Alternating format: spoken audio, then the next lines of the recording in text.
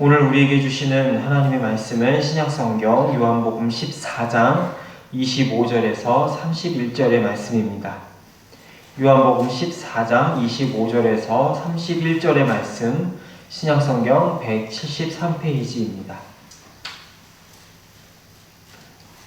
저 여러분이 교독하신 후에 마지막 절은 함께 읽겠습니다.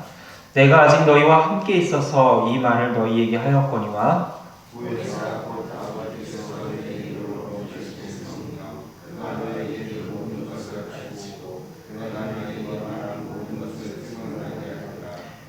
평안을 너희에게 끼치노니 곧 나의 평안을 너희에게 주노라. 내가 너희에게 주는 것은 세상이 주는 것과 같지 아니하니라. 너희는 마음에 근심하지도 말고 두려워하지도 말라.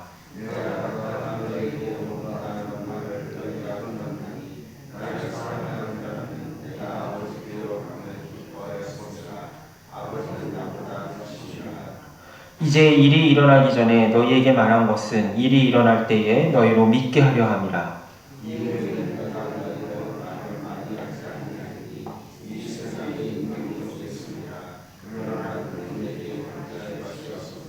함께 읽겠습니다. 오직 내가 아버지를 사랑하는 것과 아버지께서 명하신 대로 행하는 것을 세상이 알게 하려 함이로라. 일어나라, 여기를 떠나자 하시니라. 아멘. 기도하겠습니다. 하나님 아버지, 은혜 가운데 우리를 이 시간 깨워주시고 주님 앞에 나올 수 있게 하시니 감사합니다. 우리의 하루하루를 주님이 주시는 것으로 채워나가갈 때 우리의 삶이 아름다운 하나님의 선하심을 드러내는 작품이 될 줄로 믿사오니 주님 이 시간 함께하여 주시옵소서. 오늘 우리들이 입술과 마음과 귀를 주장하사 오늘 우리들의 모든 것이 주님의 복음을 전하는 귀한 도구가 될 수 있도록 주님 우리를 사용하여 주옵소서. 예수님의 이름으로 기도합니다. 아멘. 예수님이 이 땅에 오셨을 때 참으로 많은 사역을 하셨지만 그 중에서도 가장 예수님이 신경 쓰셨던 사역은 바로 제자를 세우는 일이었습니다. 예수님은 3년 동안 이 제자들과 함께 지내고 먹고 마시며 동거하고 그분의 가르침과 모든 DNA를 그 제자들에게 모두 쏟아 부으셨습니다. 그래서 이 12제자들을 가리켜서 우리들은 사도다라고 부르고 이 교회는 이 사도들의 가르침의 터전 위에 세워졌다라고 고백을 하는 것이죠.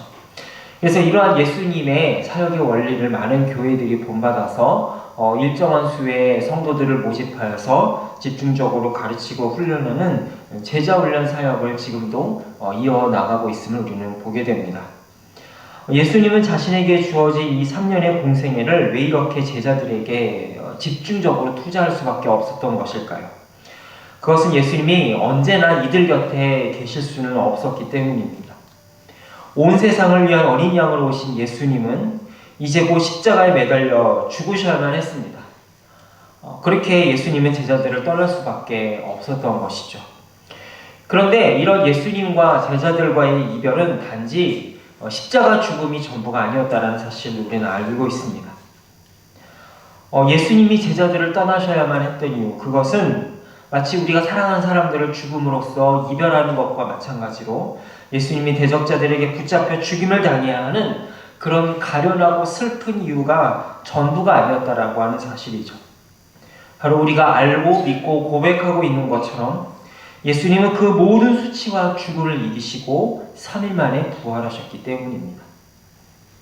그러면 예수님이 부활 이후에 제자들과 영원히 함께 계셔서 이 사역을 그대로 이어나갔으면 얼마나 좋았을까요? 그런데 예수님은 그렇게 하지 않으셨습니다. 예수님은 부활하신 후에 약 40여일간만 제자들과 함께 계시다가 성부 하나님 곁으로 올라가셨습니다. 그래서 우리가 매주 사도신경을 고백할 때마다 뭐라고 고백을 합니까? 하늘에 오르시어 전능하신 아버지 하나님 우편에 앉아 계시다가 거기로부터 산자와 죽은 자를 심판하러 오신다라고 고백을 하고 있죠. 그렇다고 한다면 이 말씀, 이 사도신경의 고백에 의하면 지금 예수님은 어디에 계신 것입니까? 지금 바로 하늘 보좌 성부 하나님 우편에 계신 것이죠. 오늘 우리가 함께 읽고 있는 이 부분은 요한복음의 클라이막스에 해당하는 부분으로서 예수님이 제자들과 마지막 밤을 보내시면서 내가 너희와 함께 있는 이 순간이 이제 이 땅에서는 마지막이다라고 말씀해주고 계시는 부분입니다. 예수님이 자신들과 영원히 함께 있을 것이다 라고 믿었던 제자들은 얼마나 놀랍고 또 실망스럽고 충격이었을까요? 그래서 이러한 제자들을 위해서 예수님께서는 요한복음 16장 7절에서 내가 너희를 떠나가는 것이 너희에게 유익이다 라고 말씀을 하십니다. 예수님께서 제자들을 곁을 떠나야 바로 성부 하나님께서 그리고 성자 예수님께서 보내주시는 성령 하나님께서 우리에게 오실 수 있기 때문입니다. 그럼 보혜사 성령님은 예수님을 대신해서 우리에게 어떤 선물을 주시고 어떤 일을 하시길래 예수님은 굳이 사랑하는 제자들이 이 땅에 두고 하늘로 올라가신다라고 말씀하셨던 것일까요? 첫 번째로 예수님은 그분의 말씀을 제자들에게 생각나게 하고 깨우쳐 주신다라고 말씀합니다. 이러한 성령님의 역사를 오늘 본문 26절에서는 이렇게 기록을 합니다.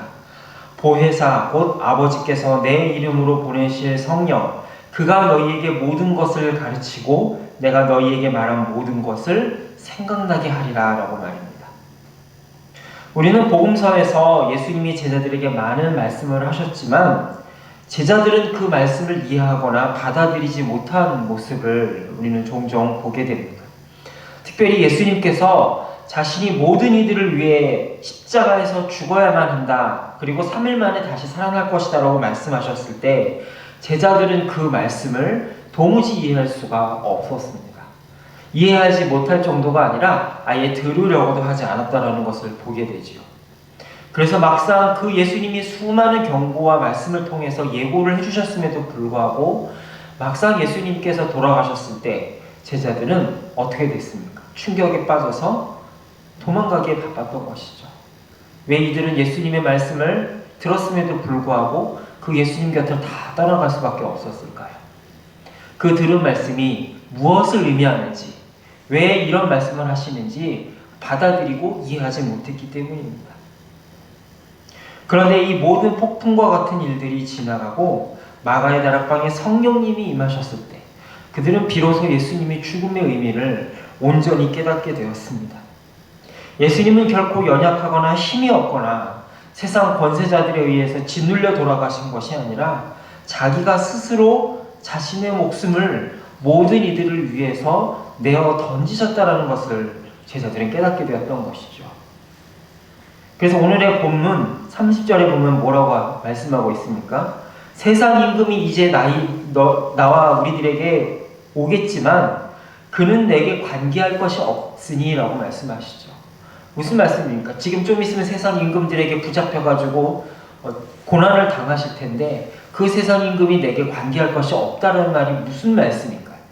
바로 예수님이 이 모든 고난을 당하는 것은 세상 임금이 힘이 세서가 아니라 예수님 자신이 본인이 자원해서 본인을 그들에게 내어주신 것이다 라는 의미를 말씀하는 것입니다.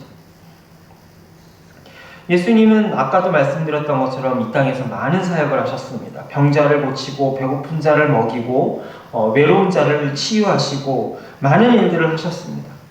그런데 그 예수님이 2000년 전에 이 땅에서 하셨던 수많은 사역들 중에 2000년이 넘도록 오늘 2025년 지금까지 남아서 전해지는 사역은 예수님의 말씀 사역이다라는 사실을 우리는 주목해서 보아야 될 것입니다.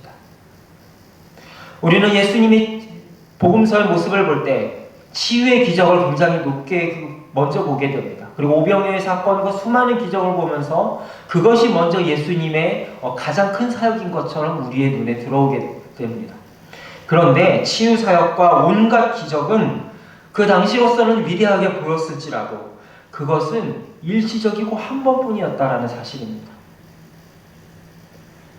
예수님은 그 일시적인 기적과 놀라운 기사가 그저 한 번의 이벤트로 끝나는 것이 아니라 영원한 의미를 갖게 하기 위해서 우리에게 그 기적의 의미를 되새겨 주셨습니다. 예수님은 오병이어의 기적을 베푸시면서 눈에 보이는 빵을 추구할 것이 아니라 영생을 주는 자기 자신을 받아들이고 먹고 마심으로써 영원히 배고프지 않으리라라고 말씀해 주셨습니다.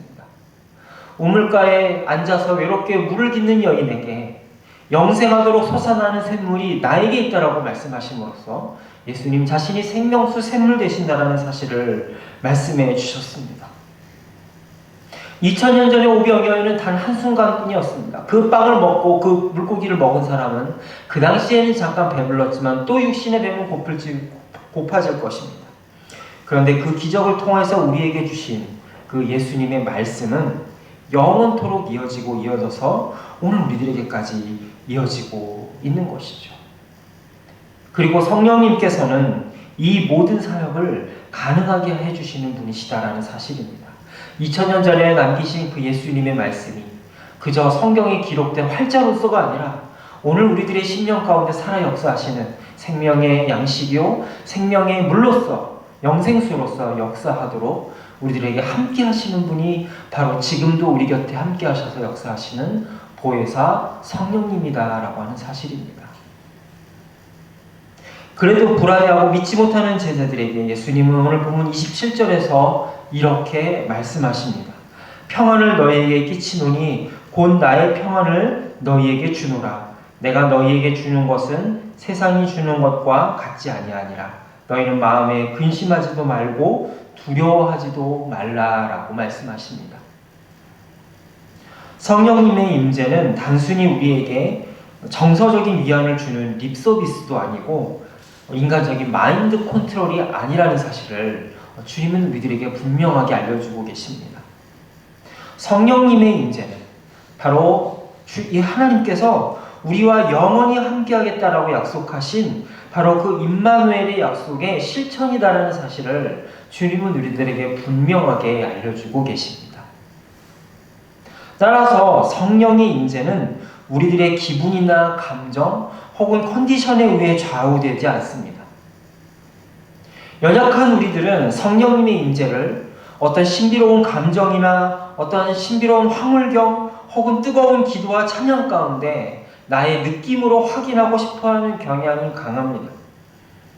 물론 하나님은 그러한 기도와 찬양과 모든 예배 가운데 뜨겁게 역사하셔서 우리에게 확신과 기쁨을 주시고 또 여러 가지 표적과 은사를 통하여서 우리 눈에 확인하고 우리 귀에 들려주시기도 하십니다. 그러나 기본적으로 성령의 충만함이라고 하는 것은 우리의 기분이나 느낌이나 체험과 감정에 좌지우지 된다는 사실이 아니라는 사실을 우리는 분명하게 알 필요가 있습니다. 만일에 성령의 충만함이 우리의 뜨거움과 기분이나 감정에 좌지우지 된다면 그러한 성령님은 애초부터 전능하신 하나님이라고 할 수가 없는 것이죠. 성령님 역시 전능하신 삼위일체 하나님이십니다. 따라서 우리의 기분이나 느낌이나 감정이나 상관없이 우리가 말씀에 근거하여서 성령님을 충만함을 간구하고 오늘 우리들의 마음의 왕좌를 내려놓고 성령께서 우리들의 삶을 주관하여 달라고 간구할 때에 성령님은 늘 우리와 함께 하시고 능력을 주는 분이시다라는 사실을 우리는 잊어서는 안 될 것입니다. 그리고 반복해서 말씀드린 것과 같이 이 능력이다라는 사실은 어떤 우리들의 감정이나 혹은 눈에 보이는 은사와는 상관이 없다라는 사실을 우리는 다시 한번 깨닫기를 소망합니다. 이 성령 충만이라고 하는 것, 그것은 우리의 감정이나 느낌으로 확인하거나 주관하려는 것이 아니죠. 오히려 성령님이 우리의 느낌이나 감정을 주관하시는 분이십니다. 예수님은 분명 이 땅에 다시 오시지만 그 시기는 아무도 모릅니다. 아까 우리가 나눴던 사도신경의 고백처럼 전능하신 아버지 하나님 우편에 앉아 계십니다. 따라서 우리는 지금 예수님의 부재 상태를 겪습니다. 마치 촛불 들고 기다리는 신부와 같이 마태복음 25장에 나오는 그 촛불을 기다리는 그 신부의 들러리와 같이 언제 올지 모르는 신랑 되신 예수님을 기다리는 그러한 시대를 살고 있습니다. 그런데 이러한 예수님의 부재 시대를 주님은 우리들에게 홀로 내버려 두지 않겠다라고 약속하십니다. 그리고 그 보증으로서 예수님은 성령님을 보내주셨습니다. 이 놀라운 사실을 믿음으로 붙들고 나아갈 때 성령님께서는 우리의 감정이나 느낌과 기분과 상관없이 언제나 우리와 함께 하시고 능력을 부어주신다는 사실을 잊지 마시기 바랍니다. 이러한 성령님의 충만함을 간절히 구할 때 주님께서는 우리에게 말씀을 깨닫게 하시고 세상이 줄 수 없는 평안이 아닌 세상이 줄 수 없는 평안, 바로 주님만이 줄 수 있는 깨달음과 능력으로 우리를 붙들어 주실 줄로 믿습니다. 이 시간 함께 기도하실 때 성령의 충만함을 우리가 함께 간구했으면 좋겠습니다. 하나님 아버지, 나의 감정이나 느낌이 아니라 오늘 이 성령을 믿음으로 구한다는 사실을 붙들고 간절히 소망하오니 성령님 이 시간 나의 삶을 주관하여 주시고 함께하여 주옵소서. 나의 모든 죄를 씻어주시고 함께하신 성령님께서 오늘 다시 한번 나의 마음 가운데 이미 우리와 함께하고 계시지만 오늘 우리들의 마음의 왕좌를 차지하여 주시고 주관해 달라고 기도하겠습니다.